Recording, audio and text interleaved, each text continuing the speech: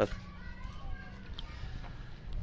अस्सलाम वालेकुम साथियों, मैं हूं नसरुल्लाह गडानी। पंजाब पुलिस, पंजाब कोट अफजल पुलिस, आपको याद होंगी मेरे स्टेटस के सिंध उबाड़ों के इलाके में घुसकर रेड करते हैं, बिला जवाब रेड करते हैं, हमारी माओं बहनों को गिरफ्तार करते हैं, फायरिंग करते हैं, तशद्दुद करते हैं, उनको जख्मी करते हैं। ये आपको पता होगा, 2-4 दिन पहले मैंने स्टेटस वगैरह रखी थी।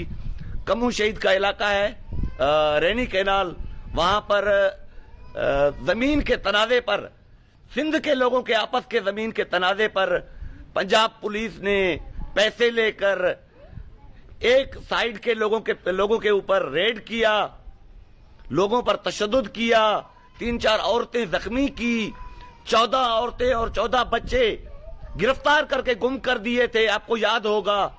उनमें से अभी कुछ आजाद होकर पहुंचे हैं, यहां पर मीरपुर माथेलो प्रेस क्लब आए हैं, और कुछ अभी तक पुलिस की कैद में हैं, पुलिस की अजियत में हैं। हमारी माओं बहनों का कोई दिफा करने के लिए तैयार नहीं। हमारे पास नायल एसएसपी तैनात किए जाते हैं, हमारे पास नायल एसएचओ और डीएसपी तैनात कर दिए जाते हैं, जो कि पंजाब पुलिस के जालिम अफसरान के सामने बेबस होते हैं। चलो आए, इनसे बात करते हैं और इनसे मालूम करते हैं कि असल वाकया क्या है। सिंधी ॻाल्हाईंदो उर्दू अदा? सिंधी सिरेकी ना, या सिंधी या उर्दू अदा? छा नालो आहे दादा तव्हांजो? अदा मुंहिंजो नालो महारा। मार दादा जो केरु आई? बुआड़ा। छा मसलो थियो? मसलो थियो त असांजो पंहिंजे ज़मीन जो तकरार आहे पंहिंजे माइटनि सां, उहे पंजाब में वेठल आहिनि जेके असल आहिनि। पुलिस सां मिली भगत करे असांजे पुलिस सां पैसा ॾेई चढ़ाई करे असांखे बच्चनि ते अची तशद्दुद कयईं। घर जो सारो सामान खणी विया, मोटरसाइकिल खणी विया, घर जो को बि शइ न छॾी अथईं। असांजा ॿार 14 औरतां 14 बच्चा ॿधी वई आहे। उन खां बाद में उहे गिरफ़्तार रहिया आहिनि। 18 तारीख़ हिन महल ताईं असांखे का शइ न उन्हनि जो वास्तो मिलियो आहे न। राति रोड ते छॾे विया आहिनि, जेको असां अॼु प्रेस क्लब पहुता आहियूं। असां सां एॾो नाजाइज़ आहे, नाहक आहे। असांजे ख़ुदा करण असांजी मदद कई वञे। सभई औरतूं सभई ॿार रोड ते छॾे विया आहिनि। हा साईं, पंध आया आहिनि, पहिरियों घर आहे, मथे घर आहे। असांजो एॾो ज़ुल्म थियो आहे, जो असांजो हुकूमत ॿुधे त असांजो रूबरा असांखे ॾिसे, और घरनि में मुक़ररु करे को ऑफिसर त असांजे घरनि तलाश वठनि त छा रहियो आहे असांजे घर में असांजो प्यालो बि न छॾियो अथऊं त असांजो थोरो सुकून कयो, थोरो सुकून कयो। हिकिड़ो सवाल तव्हां खां पुछंदुमि, जज़्बाती न थियो, हिकिड़ो सवाल जो सही जवाब वरी ॾियो। जी, सभई औरतूं सभई ॿार छॾिया विया आहिनि? न साईं, अञा बकाया रहनि था। पोइ उहा ई ॻाल्हि न, तूं जज़्बात में त उबती ॻाल्हि, घणा रहनि था हाणे? सिर्फ़ 4 औरतां 1 ॿार। 4 औरतूं 1 ॿार। मर्द 1 दग वेंदे पकड़ियो अथऊं रोड ते। उन्हनि औरतनि जा नाला तव्हांखे ईंदा आहिनि या अदड़ियुनि खे ईंदा आहिनि? उन्हनि खां पुछां। असांखे बि ईंदा आहिनि। उन्हनि जा नाला ॿुधायो जेको हिन वक़्तु पुलिस वटि आहिनि। माई सुगरा जी, फातिमा जी, उज़मा जी, नजमा, ऐं ॿारड़े जो नालो? मंसूर। बहराम त वॾे उमिरि जो आहे न? वॾो आहे। न, तव्हांजी ज़मीन सिंध में आहे, उबाड़ो में आहे या पंजाब में आहे? सिंध में ज़मीन आहे साईं। असांजो केस हलंदड़ आहे 21 खां वठी सिविल एडिशनल उबाड़ो। पोइ पंजाब पुलिस छो आई आहे तव्हां ॾे? पंजाब पुलिस साईं पैसा वठी मिली भगत करे कणिक जो फसल बीठो आहे, असांजी ज़मीन कब्ज़े में आहे। असांजा राईंदा खाईंदा, असां पिया हरू भरू कणिक कपाइण जे लाइ पैसा वठी असां तशद्दुद कयो अथऊं। माना कणिक खणण लाइ, कणिक कपाइण लाइ? कपाइण लाइ। अच्छा, कोट अफजल जे एसएचओ जो नालो छा आहे? सलीम साईं ड्रिग। सलीम ड्रिग। हा साईं। डीपीओ केरु आहे रहीम यार अदा? रिज़वान गोंदल। हा साईं। ठीकु आहे। जेके अमन आज़ाद तव्हां सभु थियूं हो, पुलिस वटि कहिड़ियूं कहिड़ियूं हुयूं उहे? हे ॿार कंहिं ॿिए खे ॾे अबा। तुंहिंजो नालो छा आहे? माई लतीफ़ा। जी। तव्हांखे कॾहिं गिरफ़्तार कयो वियो अबा? 18 तारीख़ खे। घणनि औरतनि खे तव्हांखे अबा? 14 औरतनि खे। 14 औरत? जी। ॿार घणा हुया अबा? 14 औरत 13 बाल हुया। 14 ॿार 14 औरतूं। तव्हांखे किथे रखियो वियो अबा? असांखे का ख़बर न लॻी, जो असां जंगल में खणी विया, असांखे वेहण न ॾियनि, असांखे पाणी न ॾियनि, ॿार असांजा रोवनि रड़नि, असां मजबूर थी रोऊं पाण में। असांखे का ख़बर न लॻे असांखे काॾे खणी वञे, असां पुछा करूं। तव्हां छा ग़ुलामनि जूं धीअरूं हुयूं उहे छा? तव्हां ग़ुलामनि जूं धीअरूं हुयूं उहे छा?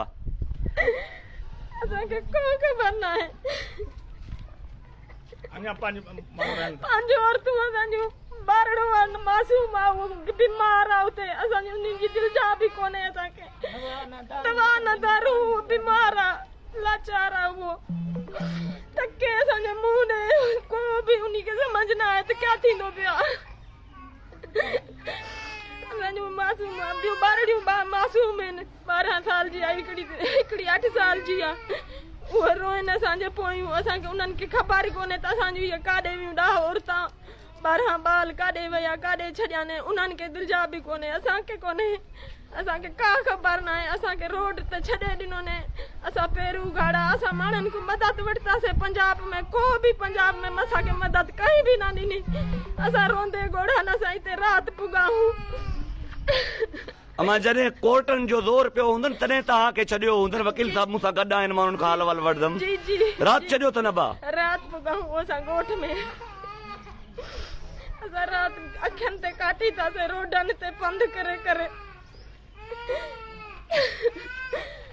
असांजा सॼा ॿार मोशन सां बीमार थी पिया दस्त उल्टियूं असांखे मानी न ॾियनि असां मानी घुरूं चवनि तव्हां हितां शादी ते आयल हो तव्हां हिनी ते आयल हो तव्हांखे कहीं चयो हो तव्हां हेॾे अचो असां चयो असांखे खणी आया हो तव्हां ज़बरदस्ती असांखे घरनि जो असां रेड कयो थावे असां रोज़ा रखी सुम्ही रहिया हुआसीं तव्हां छो रेड कयो चवे असांखे हुकुम मिलियल हो असां चयो असांजो कहिड़ो ॾोह असांखे मारियो पिया कुटियो पिया औरतूं उन ॾींहुं ज़ख़्मी घणियूं थियूं अमा औरतूं जेका उन खे मारे सटे विया ॿियनि खे धक मारिया ने जेको घणो शरीफ़ ज़ख़्मी हुया जेके मीरपुर आया हुया तव्हांखे त मीरपुर जी ख़बर कोन्हे हा कहिड़ियूं ज़ख़्मी हुयूं हिते जेके मीरपुर खणी आया हुए सिर्फ़ु एतिरो ॿुधायो अबा घणियूं औरतूं कहिड़ियूं हुयूं उहे जेके ज़ख़्मी खणी आया हुए हुई हिकु औरत हुई जेका शदीद ज़ख़्मी हुई उहा पंहिंजे तरफ़ों पुलिस मारे करे उन्हनि चयो इहा मरी चुकी आहे अच्छा उन्हनि उन खे सटे करे हलिया विया मां पाण हिकु सिक्योरिटी गार्ड जी ड्यूटी कंदो आहियां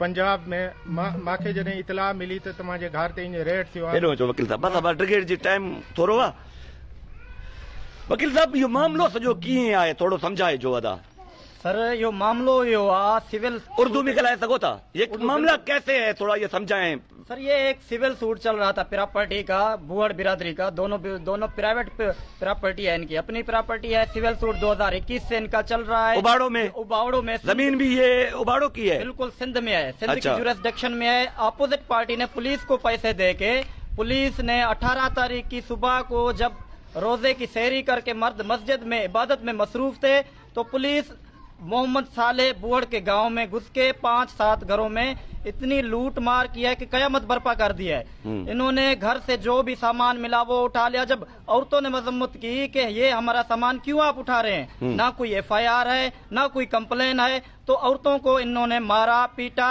इन्होंने 24 बच्चों और औरतों के साथ 24 लोगों को उठाया विदाउट किसी FIR के इलीगल डिटेंशन की तो जैसे ही इन्होंने हम वुकला से राब्ता किया कि हम सिंधी औरतों के साथ ये जुल्म हुआ है और पुलिस पंजाब पुलिस ने सिंध पुलिस भी नहीं पंजाब पुलिस ने विदाउट किसी FIR के विदाउट किसी परमिशन के सिंध की जुरिसडिक्शन में घुस के सिंधी औरतों से जो जुल्म किया है उसका कोई भी बर्पाव नहीं हो सकता हम ये चाहते हैं कि Punjab government Maryam Nawaz PM CM Punjab CM Sindh SSP Ghotki SSP Rahimyar SHO Mohammad Saleem ड्रिक को पकड़ के टर्मिनेट किया जाए उसको सजा दी जाए कि औरतों के साथ जो जुल्म हुआ है क्यों हुआ है एक minute 15 police mobile 10-15 police mobile बता रहे हैं ना जी बिल्कुल फिर वो अकेला ये सलीम ड्रिग SHO तो नहीं कर सकता ना यकीनन उसका DPO मुलविस है ना आप अपने जहन से थोड़ा सोचें कि एक SHO के पास 10 से 15 मोबाइलें कहाँ से होंगी उसके साथ सर ये विंगारू आपका DPO है DPO मौजूद है SSP रहीमयार मौजूद उसके साथ है ये सब मिली भगत है सब ने मिल के खाया है जो भी उधर से सामान उठाया है उन्होंने कैश रकम भी उठाई है उसका तादाद बता दे सामान की तफसील बता दे सामान की तफसील सर सामान की तफसील बता दे सामान की तफसील ये है कि 24 बकरियां हैं और जो ईद के बकरे थे कुर्बानी के 8 वो बकरे हैं ज़रई जो आलात हैं ट्रैक्टर हैं और जो ज़रई जमीनों में काम आते हैं वो हैं और 4 गाय हैं 3 उनके बच्चे हैं और जो भी सामान इन्होंने सोलर प्लेटें उठाई हैं मोटरसाइकिलों की तादाद कितनी है मोटरसाइकिलों की तादाद 5 है अच्छा, मोबाइल फोनों की तादाद क्या है? मोबाइल फोनों की तादाद भी 5 है सर। अच्छा, और जो मोटर घर में लगे हुए हैं पानी वाले मोटर, वो भी इन्होंने उठाई है। असला ये जो बंदूकें थी लाइसेंस वाली वो कितनी है? लाइसेंस वाली बंदूकें 2 हैं। इनकी अपनी जो लाइसेंस शुदा थी कानूनी बंदूकें थी वो भी उठाई हैं। सोना जो पड़ा था और जो शादी के लिए जो लड़कियां जवान थी जहेज के लिए सामान रखा हुआ था, फ्रिजें रखी हुई थी, कबट रखे हुए थे, वो भी पुलिस ने उठा लिए हैं। इन सिंध की औरतों के साथ इंसाफ कौन करेगा? हम पंजाब गवर्नमेंट से भी ये रिक्वेस्ट करते हैं, सिंध गवर्नमेंट से भी ये रिक्वेस्ट करते हैं कि आपकी जो एग्जीक्यूटिव अथॉरिटीज हैं बिल्कुल नाकाम हो चुकी हैं। सिंध की औरतों को, मजलूम जो औरतें हैं, इनको इंसाफ दिलाने में हम चाहते हैं कि इंसाफ दिलाया जाए इनको, वरना हम सुप्रीम कोर्ट तक भी जाएंगे। SHO, SSP सबको हम सजा दिलवाएंगे। मजलूम औरतों, सिंध की औरतों को हम अकेला नहीं छोड़ेंगे। Thank U. DPO का क्या नाम बताया था?